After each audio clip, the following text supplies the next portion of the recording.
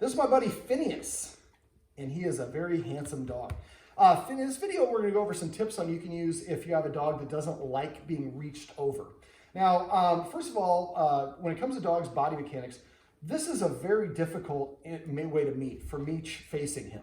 Dogs usually almost never meet each other face to face unless they're already familiar with each other and comfortable with each other. Otherwise, that often can turn into a fight. If you see dogs meet, they're going to meet like a T and go to each other's rear ends and crotches and sniff and lick, and that's how they should meet by scent. The first thing you want to do when you have guests come over is make sure they avoid doing this.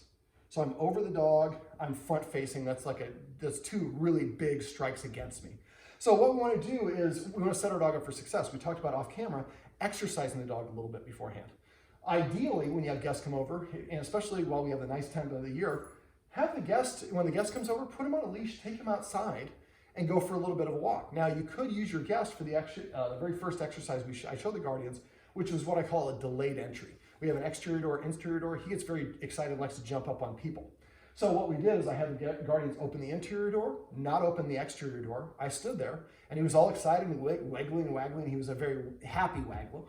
And then eventually kind of settled down a little bit, and I reached for the handle, and I got him up, and I pulled my hand back down. We waited for him to settle. Back and forth we went until eventually I'm jiggling the handle, and he almost walking away from the door or sitting down. Then I came in, and he was pretty relaxed. So that's a nice thing for you guys to practice, like I said, amongst yourselves. When you have guests, let's take advantage of that as well. So now he meets, so then once he's relaxed, the guest opens the door, is able to come in. He's already on a leash. We take him out, well, then maybe put him on a leash, or don't hold the leash when he's doing that. Then pick up the leash and go for a little bit of a walk, halfway down on the walk, come back, hand the leash to your friend as long as you feel comfortable with your friend, as long as a bunch of treats. I know we're going to give you a lot of treats. I didn't forget about you. And then have the guest stop the dog every 5 or 10 paces, ask for a sit, and then if he sits within 2 seconds, pop that treat in his mouth, and then walk a couple more paces. So now it's only like a little 2-minute walk, but now the dog met the person, got a lot of treats. We achieved it being calm. We went outside, so there's a lot of distractions. Now the guest is the one handling me and giving me treats, and if I listen to the guest, I get rewarded. Then we come in the house, we set him up for success.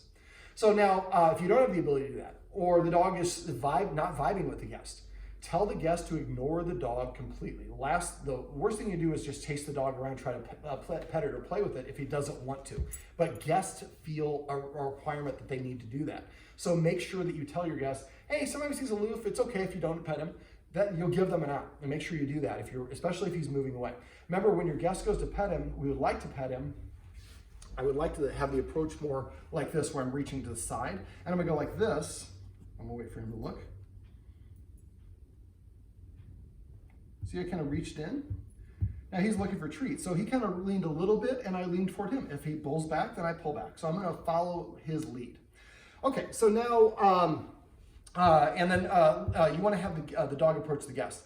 Now, if the dog doesn't want to approach the guest, then you might do the treat tossing that Laura just gave you a little bit of a tutorial on. But don't always throw the treats between you and the dog. So you might throw, sometimes I like to get the dog leaning a little bit towards the person, but and I might throw one in between to start off just to see, will the dog come and get it right away pretty easily? Then he's pretty comfortable, and I can probably do that. If you throw it in between you and the guest, or the guest throws it down and the dog won't come and get it, then the guest should throw the treat behind the dog. We want to get the dog moving around, but also have the dog not feel like I have to go towards the person to get that reward. After a while, it starts to see, hey, the rewards are coming from this person. I kind of like it when this person comes over because I like the rewards. So this is a positive activity for me. Now I'm going to get to the crux of his particular issue. He has kind of nipped a couple people, or nipped to the air a couple people when they were leaning over him. Now, I don't think he's going to do it for me. And if you ever think that the dog's going to do that, don't push that. Get a professional, somebody who can help you and show you how to do this. If you feel comfortable from watching this video, you can try this technique, but always read the dog's body language. And knowing how to read dog body language, we're not going to go out here, but if you don't know how to read your dog's body language, watch a couple videos on that, because that's really important to know what to watch for when you're doing this sort of exercise. So what I try to do is I try to put things into the easiest version of the activity, number 1, and then I try to break it down into individual steps. So we can practice step 1 over and over again and help the dog feel comfortable or practice the behavior that we want. So now, and again, you would probably like to avoid leaning over a dog in general unless you're very comfortable with the dog. So what I'm going to do is I've got some treats here, and I'm just going to basically start off by, the last point I was going to make is, I'm not going to show it right now in the film, but there's a kind of a couch and a table, and they're close together. I think, have all of them happened? No, pretty much. Okay, close confined areas. Now this over here by the chair, there's more open area. The other two incidents happened between the couch and the table. There's only about this much space. Like any confined space is going to make a lot of dogs feel a little bit uncomfortable and nervous. So I asked the guardians to keep a journal of any potential future things that happen. That would definitely be something to put in there, because if we start noticing it happen in confined areas, then we can kind of avoid those sort of situations, try to help him practice in those situations. All right, so what I'm going to do is I'm going to make my actions what's called a precedent. So I'm going to eventually lean over him, but I don't want to just go and do the full Monty. So what I'm going to do is just kind of lean forward a little bit and lean back. Yes. And you see his tail's going and he's still laying down. If a dog is sitting and laying down, that's a pretty good indication they're comfortable. If I lean over a dog and it backs away or stands up, that's a way of saying, hey, you're approaching something more than I was able to do. Now, I'm not going to have the treats in my hand until after I do the activity. So now, because this happened in a confined area, I would want to practice this, yes, first. And then after I practice it over here, well, dogs don't generalize well, so I practice here, but I practice in open areas. Then I would have you guys, the people he is the most comfortable with, practicing, recreating the same situation there where you can lean over him. So take a note of all the things we were reaching with our hand, with our body, or whatever it is. And sometimes it's a combination. I'm leaning over him and I'm reaching over, I'm touching him. So you see he kind of moved his head. And he was, I think, comfortable with that, but that's something I'm going to be aware of my actions and see, are my actions the one that are actually causing him to be a problem? Now he's laying here, he's looking away from me. He's like, I'm going to go over to the blanket because we were practicing a game earlier where he got treats for that. Let's come back over here, we'll finish up this video.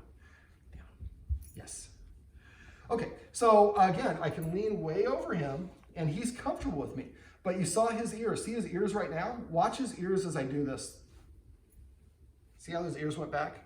He's still pretty comfortable, but that was a little bit of moving in that direction. And it's those little subtleties that most of us miss. So if you can read your dog's body language when it's nice and comfortable, and then you start seeing deviations from that in concert with other things, that's a way that you can know that my dog's getting close to his breaking point. You never want to push the point. If the dog barks or lunges, we got greedy and we asked for too much. The whole point of this is to be conservative so that we have a success on top of his success on top of his success. After a while, he's like, can we get some people to lean over me? Because when they lean over me, I'm about to get a treat afterwards. Yeah. I should have said yes instead of yeah, but you get the point. All right, well, this is my buddy Phineas, and these are some tips and tricks you can use if you have a dog that doesn't like having people lean over him.